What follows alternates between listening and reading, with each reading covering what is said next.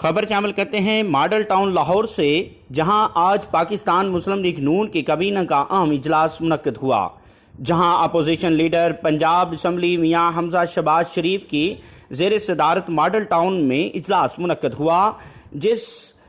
میں ضلعی صدر مسلم لیگ نون چودھری مشہد رضا چیلین والا کی بھی شرکت ہوئی۔ اپوزیشن لیڈر پنجاب اسمبلی میاں حمزہ شہباز شریف کی زیر صدارت آج ماڈل ٹاؤن میں مسلم لیگ نون گجرانوالہ ڈویژن کا اجلاس منعقد ہوا۔ کشمیر الیکشن کے حوالے سے ضلعی صدر مسلم لیگ نون چودھری مشہد رضا چیلین والا، ضلعی صدر گجرات نواب زادہ طاہر الملک، ممبر قومی اسمبلی چودھری